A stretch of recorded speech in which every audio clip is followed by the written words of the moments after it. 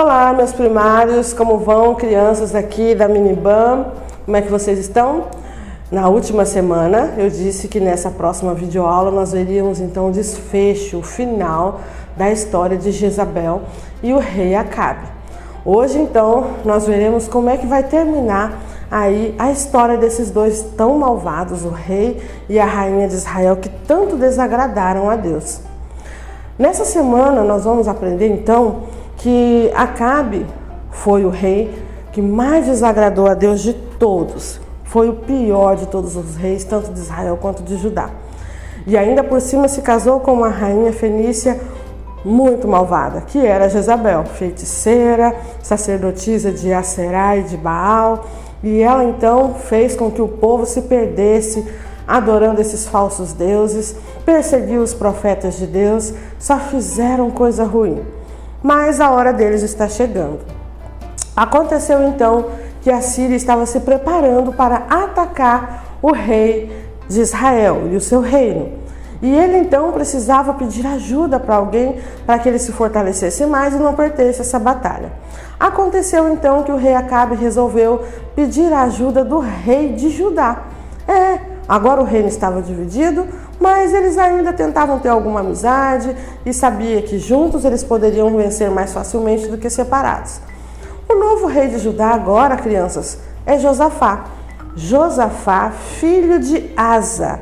O rei Asa faleceu, ele agora está morto, e o novo rei de Judá é Josafá, filho de Asa. Josafá também vai ser um bom rei, tão bom quanto o seu pai, e ele vai buscar fazer sempre aquilo que é a vontade de Deus. A vontade de Deus sempre prevalecia na vida de Josafá. E quando Acabe então o convida para batalhar junto com ele contra a Síria, o que Josafá diz? Ele diz: posso aceitar o seu convite, será um prazer te ajudar, porém eu antes tenho que consultar o meu Deus. Coisa que Acabe jamais fazia, consultar aos profetas. Ao contrário, Acabe e Jezabel odiavam os profetas. Eles consideravam que os conselhos que os profetas davam e que as profecias que eles traziam, na verdade, eram pragas que eles rogavam contra Israel. Mas os profetas não são rogadores de pragas. Eles não estão ali para amaldiçoar o povo. Na verdade, eles estão para abençoar. A Bíblia diz que eles são boca de Deus na terra e eles vieram então para trazer os recados que Deus tinha para o seu povo. Inclusive vou mostrar para vocês aqui dois profetas que eu trouxe hoje para apresentar para vocês, que são dois profetas que foram muito amigos, Elias e Eliseu. Andavam sempre juntos. Eliseu era ajudante do profeta Elias, aquele profeta que a Jezabel odiava. Eliseu então passou a andar sempre com Elias, o ajudando, o acompanhando. A Bíblia muitas vezes o chama de o moço de Elias, o ajudante de Elias, né? E esse rapaz então estará andando sempre com Elias, aprendendo a fazer a obra de Deus com ele. Vai ser um discípulo de Elias. Daqui a pouco eu mostro mais sobre esses profetas. Vamos falar então sobre a batalha. Aconteceu então que Josafá manda chamar um outro profeta, não é nem Elias e nem Eliseu por enquanto. Ele chama então o profeta Micaías para que possa ouvir o conselho a respeito dessa batalha. E Acabe diz: esse Micaías não fala nada de bom a meu respeito, só me dá conselho ruim, só me dá notícia ruim. Mas o problema é que Acabe não fazia nada certo, então é claro que todos os recados de Deus para ele não o agradavam. Deus estava sempre mandando ele se consertar, estava sempre dizendo que ele ia se dar mal, e ele continuava fazendo coisa errada, então era claro que ele ia se dar mal, não é? Assim como a gente, assim como vocês, quando teimam, quando desobedecem os pais, acabam se dando mal. É ou não é, crianças? Quem desobedece os professores, os adultos que desobedecem à justiça, à lei, à polícia, todas as autoridades foram feitas para serem respeitadas e obedecidas. E Deus é a maior autoridade de todas. Todos nós devemos obedecer a Deus e cumprir aquilo que Ele propõe para a gente ter uma vida melhor. Mas não é o que Acabe fazia. Então, as profecias para ele eram sempre ruins. Micaías disse que eles venceriam a guerra. Olha só, eles juntos venceriam aquela batalha contra a Síria. Aí Acabe falou: olha, uma boa notícia vinda de Micaías. Mas a notícia não termina por aí. A profecia diz que eles venceriam sim a batalha, mas só Josafá voltaria para casa. Acabe não voltaria. Ele morreria nessa guerra. Acabe, muito espertalhão, então, resolve dar uma volta e disfarçar e tentar fazer algo que ele pudesse se livrar dessa emboscada que ele sofreria. Ele disse, tá vendo só, esse Micaías sempre trazendo notícia ruim para mim, mas se for verdade que vai acontecer isso mesmo, eu vou dar um jeito. Não vou como rei, não vou do jeito que possa ser reconhecido, vou disfarçadinho nessa batalha, porque aí, quando tentarem me acertar, quando quiserem me alvejar, me atingir, vão atingir a outra pessoa que estará vestida como eu, e eu vou estar disfarçadinho no meu canto, para que ninguém me atinja e que eu não morra nesta batalha. Mas não teve jeito. Ainda assim, Acabe foi alvejado por uma flecha, foi morto. A flecha atravessou o corpo de Acabe e ele cai morto e não volta para casa. Jezabel fica sabendo dessa notícia, não dá nem para comemorar que ganharam a batalha, porque na verdade ela agora fica viúva. Ela ficou viúva, mas também nem sente tanto assim a falta de Acabe, só se enfurece com a profecia de Micaías, é claro. Mas ela agora vê que seu filho vai poder assumir o trono. E o filho de Acabe será tão ruim quanto seu pai, Acasias. Acasias agora será o novo rei. Ele vai assumir o trono de Israel. Josafá, filho de Asa, em Judá. Acasias, filho de Acabe, em Israel. Rei bom como seu pai, rei mau como seu pai. Na maioria das vezes os filhos seguem o exemplo dos pais. Até existem filhos que são bons apesar de terem tido pais ruins, e também existem filhos que são ruins apesar de terem tido pais bons. Às vezes acontece, mas na maioria das vezes o que acontece mesmo é que a influência dos pais é grande na vida dos filhos. Assim como Asa foi um bom rei, Josafá também será. Assim como Acabe foi um péssimo rei, Acasias também será. Então, chega agora a hora também de Jezabel se dar mal. Como vocês acham que foi o fim de Jezabel? Ela agora coloca o filho no trono e fica de boa, fica bem? Não. Ela agora está nervosa, está chateada, mais malvada e mal-humorada do que nunca.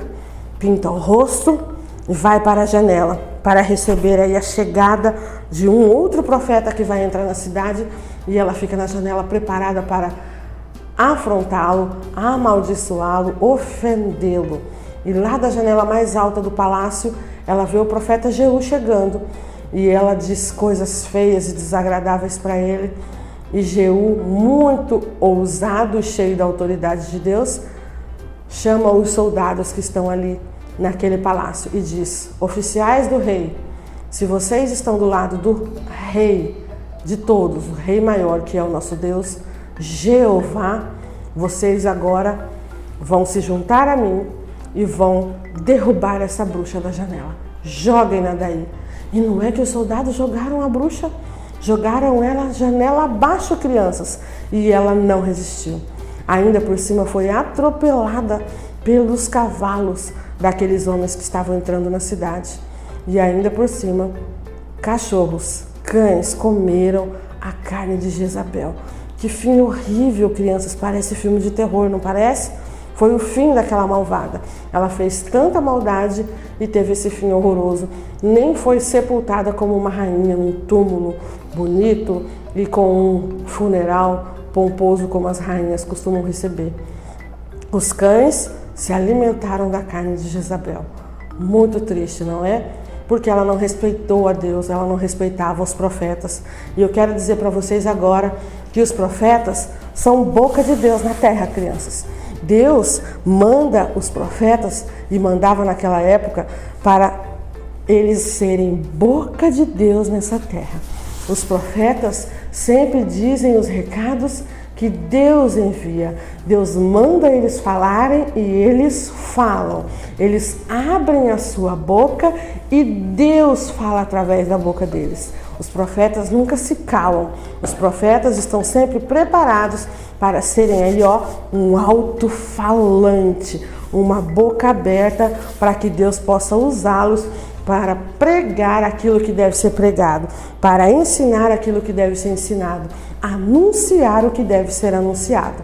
Tenho aqui Eliseu e Elias, que na próxima história vocês vão aí descobrir mais um pouco sobre eles. Elias, que foi um dos maiores profetas da Bíblia. E vocês então vão entender ainda mais a importância dos profetas. Os profetas, como boca de Deus na terra, devem manter essa boca bem limpa, né? Essa boca, mente e coração todos bem limpos da sujeira, da maldade, do pecado, para que possam ser aí um pouquinho dignos de serem usados por Deus para ser boca dele na terra. Vamos deixar essa boca do profeta bem limpinha? Olha só, essa boca deve ser muito bem cuidada. A alma, o coração do profeta, a vida dele totalmente limpa para que ele possa ser boca de Deus na terra. Assim como nós. Vocês têm cuidado daquilo que tem assistido, ouvido, falado, feito, comido, aí o que vocês têm consumido, para que vocês tenham um coração puro e um pouquinho digno de receber a presença de Deus na nossa vida. Digno a gente não é, mas Deus acaba fazendo mesmo sem a gente merecer. Mas como Deus é tão maravilhoso, a gente busca ser um pouco mais limpo, um pouco mais digno, para que Ele possa ser aí bem representado na terra. A gente precisa, crianças, representar Deus muito bem aqui na terra. Pais serem bons pais para que as crianças saibam como é o bom e maravilhoso Pai lá do céu. Mães serem ótimas mães, porque Deus se compara às mães, o amor de Deus se compara um pouquinho ao amor de mãe, que é muito grande e incondicional pelos filhos. Então, tudo que nós fazemos aqui na terra serve de exemplo para que outras pessoas conheçam Deus através da nossa vida. É por isso que na escola vocês não podem falar palavrão, vocês não podem pegar o que não é seu, vocês não podem ser desobedientes e bagunceiros, vocês têm que dar exemplo por onde vão, porque se são crianças de Deus, vocês precisam fazer aquilo que agrada a Deus, para que então Deus possa ser conhecido por outras pessoas através da sua vida. E é isso que os profetas faziam. Eles eram boca de Deus. Quem são os profetas de hoje em dia? Quem são os profetas desta geração, crianças? Somos nós, os pastores, os líderes de célula, os professores das salas de escola bíblica, até mesmo os seus professores da escola, quando ensinam o que é correto, o que é certo, professores que são cristãos, os seus pais, eles são profetas. Então, hoje em dia, buscamos conselhos nessas pessoas, nos nossos pais, nos nossos pastores, líderes, professores. Eles profetizam coisas boas sobre as nossas vidas e a gente aceita essas palavras como palavras boas vindas diretamente de Deus. Deus usa essas pessoas para profetizarem coisas boas sobre as vidas daqueles que o buscam. Esse é o Deus Jeová a quem nós servimos. Vocês sabem quem é Jeová? Porque muitas vezes a gente chama Deus de Jeová. Lá no Antigo Testamento, a Bíblia antes de Cristo fala de Deus como Jeová várias vezes. Por que será? Porque Deus, crianças, tem vários nomes. Eu encontrei na Bíblia 15 nomes diferentes de Deus. Vou mostrar só 3 aqui hoje para vocês, em outra aula eu mostro mais. Olha só, botei aqui em forma de crachazinhos e um dos nomes que mais é citado na Bíblia é Jeová. Esse é um dos nomes do nosso Deus, mas tem outros nomes. Ele também pode ser chamado de Adonai. Adonai é um dos nomes de Deus. E também ele pode ser chamado de Elohim.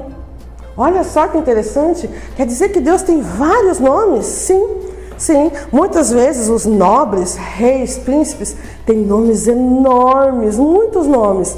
E Deus é o Rei dos Reis, Ele tem muitos mais nomes ainda. E cada um desses nomes tem significados lindos. Uma outra aula eu vou explicar para vocês cada um deles, tá bom? Porque Deus é santo, é excelso, é maravilhoso, é digno de toda a honra e de toda a glória. Essas palavras todas que dão outros nomes a Deus, vêm do hebraico, a língua daquele povo de Deus, o qual a gente está estudando aqui, o povo da Bíblia, os hebreus, os judeus, né? Então, na próxima aula ou uma outra, eu vou explicar para vocês cada um desses nominhos aqui que a gente pode dar para Deus, e muitos deles são citados no Antigo Testamento, que é a parte da Bíblia que a gente vem estudando nessas últimas lições, ok? Um beijo para vocês, vamos orar antes, né? Agradecendo a Deus por esse momento. Vamos lá? Querido Deus, eu quero te agradecer por mais esse momento de aula com as nossas crianças.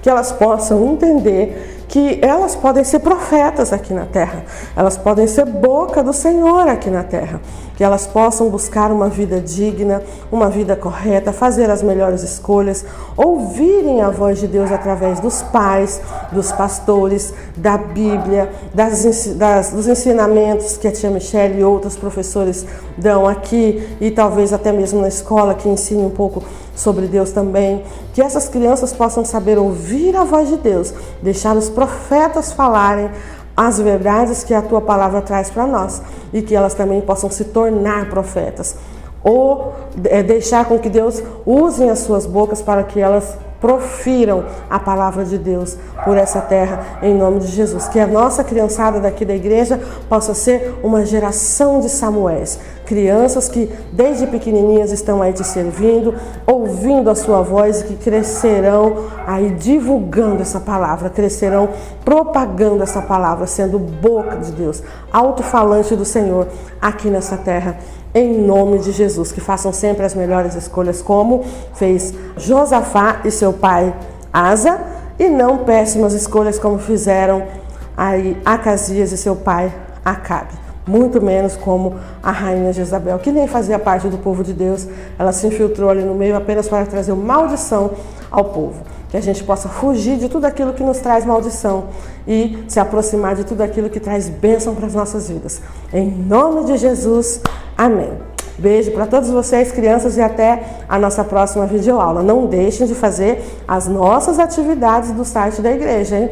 Logo, logo aí, provavelmente no mês da criança, nós teremos aí mais premiações para aqueles que estão fazendo todas as atividades. Não deixem de fazer, de estudar muito mais e aprender mais ainda com essas lições que nós temos trazido todas as semanas para vocês, ok? Beijo e até a nossa próxima videoaula. Tchau, tchau!